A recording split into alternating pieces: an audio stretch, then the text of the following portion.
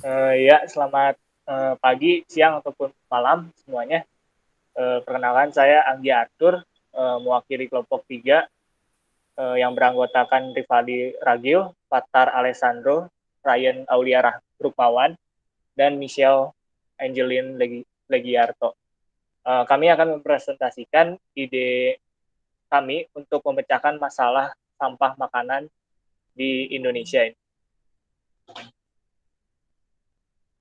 Uh, Food waste atau sampah makanan adalah makanan yang terbuang dan menjadi sampah. Sangat ironis sekali di mana Indonesia yang memiliki dua masalah gizi kronis sekaligus bisa menjadi negara peringkat kedua sebagai negara yang paling banyak menghasilkan sampah makanan. Hal ini lah yang akan kami soroti untuk dapat diperbaiki ke depannya. Karena bila dibiarkan terus-menerus, jumlah sampah ini akan menyebabkan kerusakan lingkungan seperti gas metana yang dihasilkan, atau kalau kita pikirkan lebih jauh itu gas emisi CO2 yang dikeluarkan kendaraan ketika pendistribusiannya, pembelian, ataupun pembuangan sampah makanan yang akan memperparah pemanasan global. Untuk itu kami akan mengembangkan sebuah produk jasa yang akan sangat membantu Indonesia agar setidaknya dapat mengurangi jumlah angka food waste maupun food loss yang ada di Indonesia.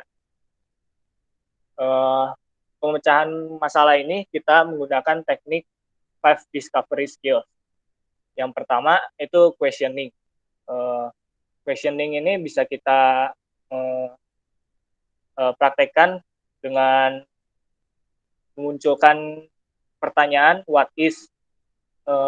Dalam kasus ini kita bisa menanyakan apa itu sampah makanan yang terbuang itu kayak gimana sih, masalah apa yang ditimbulkan dari makanan yang dibuang, apa yang dilakukan negara untuk menurunkan jumlah angka sampah makanan, dan lain-lainnya.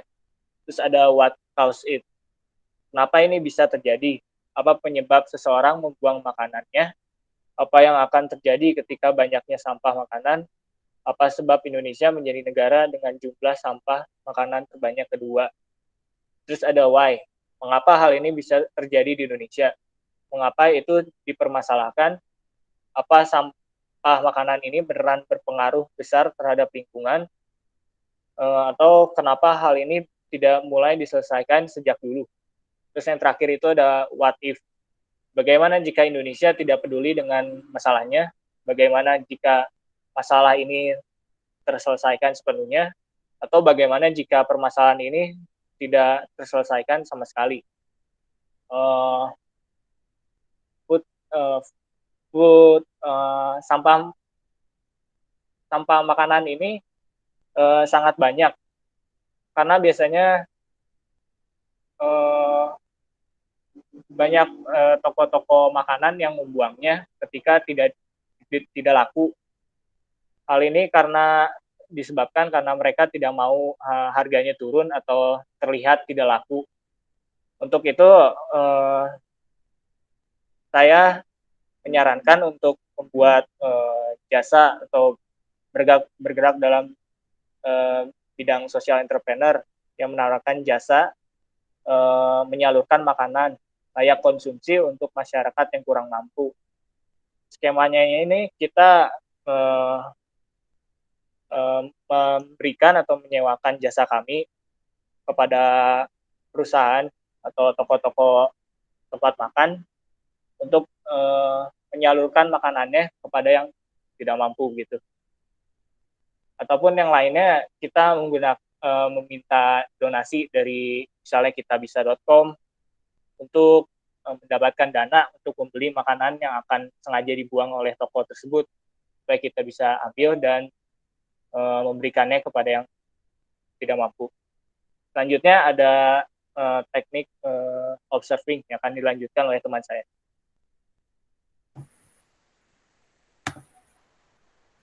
Baik, untuk hasil observing yaitu observing dalam permasalahan sampah makanan yang ada di Indonesia dapat kita lihat terutama di kota-kota besar, contohnya di Jakarta. Sampah sangat banyak tertumpuk dan kadang tidak terkendali dikarenakan masyarakat kurang disiplin dalam membuang sampah. Hal ini akan membuat pembuangan tersendat, lalu banyaknya kebanjiran di beberapa daerah di kota besar, seperti di Jakarta. Hal ini bisa dibuktikan dengan sampah di Indonesia menghasilkan 13 juta ton metrik per tahun. Selain hal tersebut, karena Indonesia beriklim tropis, tentunya produksi makanan di Indonesia cukup subur. Hal ini akan memudahkan Indonesia melakukan distribusi makanan ke beberapa wilayah, tetapi banyak makanan yang tidak sampai dikarenakan rusak maupun hal lain. Hal ini dikatakan food loss dan menjadi salah satu penyebab banyaknya sampah makanan yang ada di Indonesia. Contoh lainnya itu ada makanan akan lebih cepat expire dan rusak, tentunya menjadi masalah besar lagi, dan sampah akan semakin menumpuk. Hal yang satu ini dikatakan food waste, karena kelalaian dari konsumen tersebut. Dari hasil observasi saya pribadi bahwa food loss dan food waste sangatlah mempengaruhi sampah yang menumpuk di Indonesia. Dengan cara ini, Indonesia tidak akan menumpuk banyak sampah dan tidak menjadi peringkat kedua sampah terbanyak setelah Arab Saudi.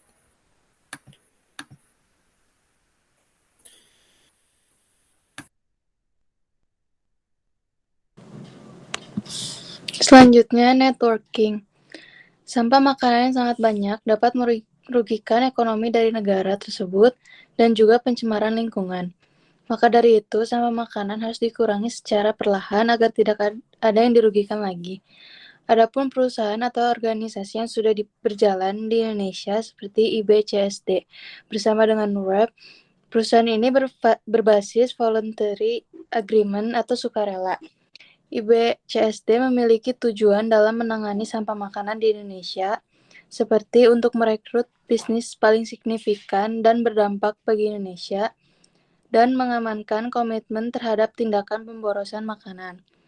IBCSD mengenalkan di mana bisnis bisa ikut berkomitmen dan mulai menghitung serta menganalisa limbah pangannya masing-masing. Hal itu digunakan agar negara Indonesia dapat mengurangi sampah makanan dengan berbagai organisasi lain. Ide yang dapat dikembangkan untuk menangani sampah makanan yaitu dengan membuat suatu komunitas untuk memilah sampah makanan yang masih layak untuk dimakan dan dibagikan kepada orang yang kurang mampu. Karena sampah makanan di Indonesia memiliki tingkat yang sangat tinggi per tahunnya, tapi di sisi lain masih banyak juga orang-orang yang kekurangan gizi dan kelaparan. Komunitas memilih sampah makanan untuk orang yang kurang mampu sudah ada di beberapa negara, termasuk Indonesia. Salah satu contohnya adalah Garda Pangan, merupakan salah satu gerakan dalam mengatasi masalah sampah makanan. Dalam hal ini, Garda Pangan membentuk komunitas ini bertujuan untuk mengatasi kerawanan pangan dan juga mengurangi kerusakan lingkungan. Adapun cara lain untuk mengurangi sampah makanan seperti menguraikan sampah makanan menjadi kompos. Penguraian sampah makanan juga dapat menjadi ide dalam mengatasi sampah makanan.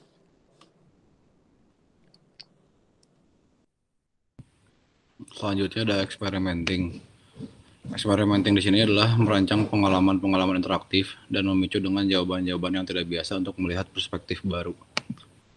Dari berbagai permasalahan yang ada pada artikel tersebut, maka dapat disimpulkan bahwa menyikapi permasalahan sampah ini adalah penguraian, sedangkan penguraian juga memerlukan pendistribusian makanan itu sendiri. Sampah di sini banyak didefinisikan sebagai sebuah barang atau makanan yang sudah tidak terpakai. Tapi bila kita bisa mencoba dalami lagi bahwa apa yang dianggap sampah di sini belum tentu menjadi sampah bagi pemanfaatan lainnya. Seperti contoh misalnya sisa makanan yang ada di kota belum tentu menjadi sampah apabila digunakan di pedesaan. Bisa digunakan sebagai pakan ternak atau bahkan pupuk. Maka dari itu ide yang muncul dari permasalahan sampah ini adalah membuat sebuah pola pendistribusian sampah yang ada di kota agar bisa dimanfaatkan secara lanjut untuk warga pedesaan dengan syarat memiliki nilai ekonomi bagi kedua pihak.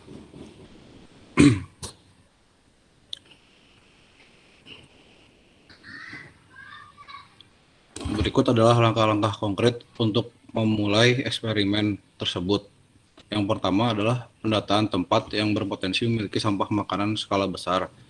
Yang kedua adalah pendataan tempat yang berpotensi mampu menerima sampah sisa makanan untuk dimanfaatkan langsung maupun diolah kembali. Yang ketiga, membentuk pola distribusi yang mengikuti kemampuan operasional dari tempat penerima sampah makanan. Yang keempat, mengklasifikasi berbagai jenis sampah makanan agar lebih mudah memiliki sasaran penerima sampah tersebut. Yang kelima, mendirikan bank sampah makanan baik itu di kota dan juga di desa yang di dalamnya memiliki tempat berkapasitas cukup luas disesuaikan dengan pola distribusi agar bank sampah tidak akan overload. Dan yang terakhir adalah membentuk nilai ekonomi bagi sampah makanan tersebut agar masing-masing pihak memiliki keuntungan.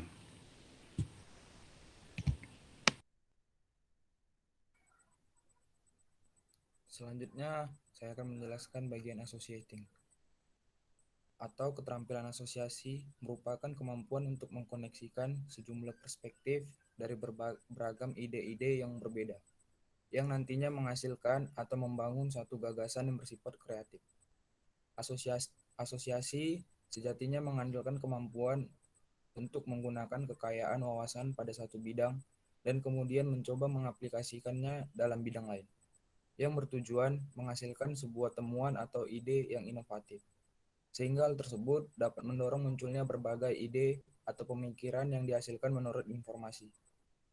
Asosiasi bertujuan untuk menciptakan sebuah gagasan ide dan pemikiran berdasarkan hasil individu. Sebagai seorang pembisnis yang kreatif, harus bisa menghubungkan serta menciptakan sebuah ide-ide atau gagasan yang belum terjadi. Dengan menghubungkan berbagai ide-ide untuk menghasilkan gagasan inovatif, keterampilan asosiasi dapat dibentuk dengan pengalaman yang sudah terjadi.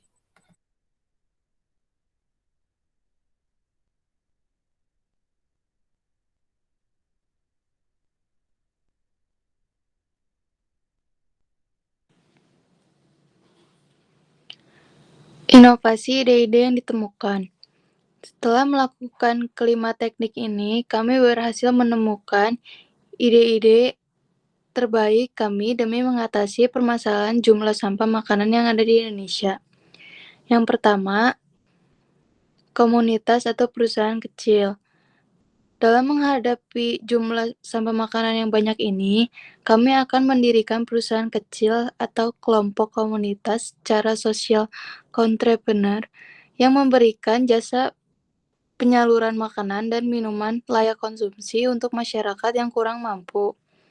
Komunitas ini akan dibuat di mana toko penjual makanan dapat menyewa komunitas kami ataupun kami bergerak secara sukarela demi melindungi lingkungan, terutama di wilayah toko pemberi makanannya. Komunitas ini akan membuat sebuah perjanjian di mana pemberian makanan dan minuman yang diberikan akan sepenuhnya diberikan kepada masyarakat yang kurang mampu. Selain itu, tugas komunitas kami ini juga akan memilih makanan dan minuman yang masih layak untuk dikonsumsi sehingga dapat diberikan kepada orang yang membutuhkan. Selain itu, kami juga akan melakukan penggalangan dana. Dana itu akan berguna bagi kami untuk membeli sisa makanan di toko yang tidak ingin memberikan sisa makanannya, dan membiayai kebutuhan aktivitas komunitas kami.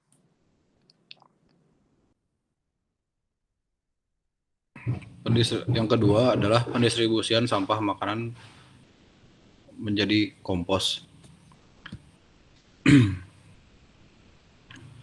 Sisa makanan yang ada di kota dan juga sisa makanan yang tidak terpilih pada ide pertama akan didistribusikan dengan syarat masih layak untuk diolah atau dengan kata lain tidak basi. Dengan begitu kedua belah pihak akan dapat saling diuntungkan. Makanan yang didistribusikan ini dapat diolah kemudian menjadi pakan bebek, lele atau pupuk kompos atau berbagai kegunaan lainnya. Selain digunakan secara pribadi, hasil yang telah diolah ini tentunya dapat dijual lagi dengan harga yang di bawah harga pasar pupuk kompos biasanya.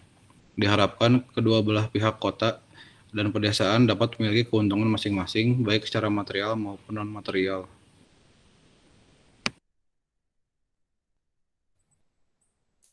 Untuk ide ketiga, ide kreatif yang tercetus dari masalah ini adalah inovasi membuat pembangkit listrik bertenaga sampah atau PLTSA.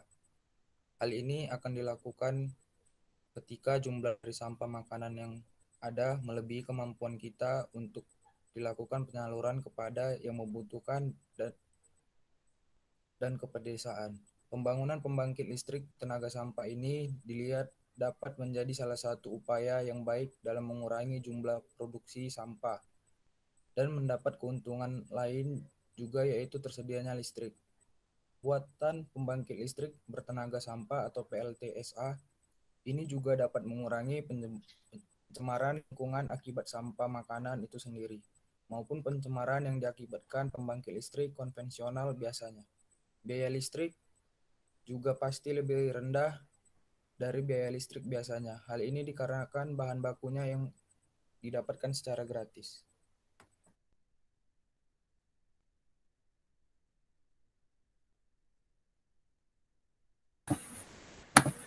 Untuk memecahkan masalah jumlah sampah makanan yang ada di Indonesia, seluruh elemen masyarakat harus terlibat, di mana diperlukan sinergi antar seluruh masyarakat dan pemerintah demi mewujudkan berkurangnya jumlah sampah makanan yang ada.